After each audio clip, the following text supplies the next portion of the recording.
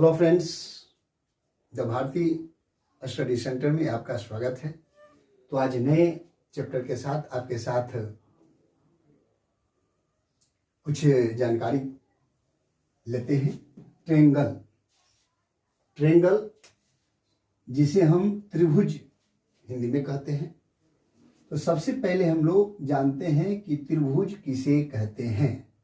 सबसे पहले हम लोग जानते हैं कि त्रिभुज किसे कहते हैं। तीन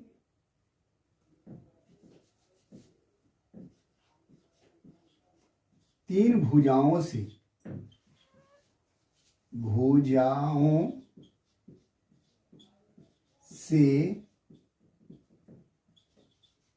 घिरे क्षेत्र को त्रिभुज कहते हैं। ध्यान दीजिएगा, तीन भुजाओं से घिरे क्षेत्र को त्रिभुज कहते हैं। जैसे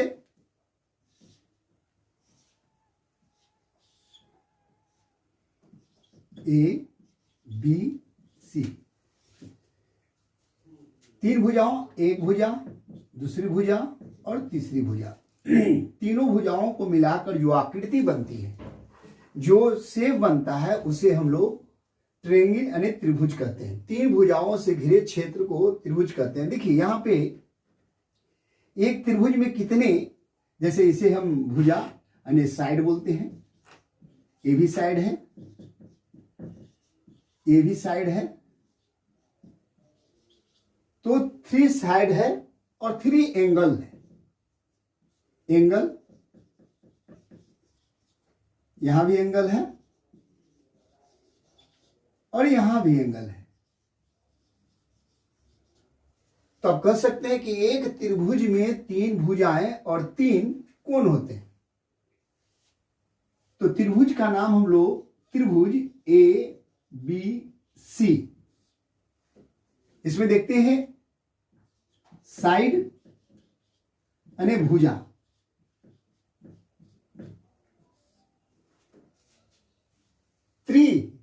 तीन, उसी तरह 3 भुजाएं 3 कोण। तो देखिए साइड कौन कौन है, तो सबसे पहले हम लिखते हैं ए बी, दूसरा है यहां से देखिए बी सी,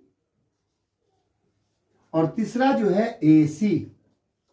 ये जो है त्रिभुज में 3 जो भुजाएं होते हैं, 1 2 3, इसे हम बी ए भी लिख सकते हैं, सीबी भी लिख सकते हैं और सीए भी लिख सकते हैं।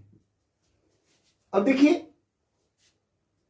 चूंकि त्रिभुज में 2 एंगल और साइड होता है, तो हम कह सकते हैं और लिख सकते हैं कि त्रिभुज ए बी सी में एंगल ए, एंगल बी और एंगल सी, 3 भुजा और 3 कोण होते हैं।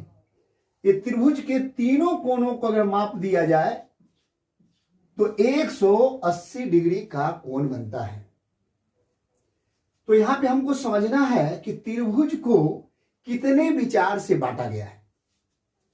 त्रिभुज को कितने विचार से बांटा गया है, जैसा कि हम लोग भी देखे कि एक जो होता है भुजा और दूसरा होता है कोण। एंगल का मतलब कोण होता है। अब यहां देखना है कि प्रश्न है, त्रिभुज को कितने विचार से बांटा गया है। कितने विचार से बांटा गया है, ध्यान दीजिए। तो जैसा कि हम लोग देखे अभी कि त्रिभुज को हम लोग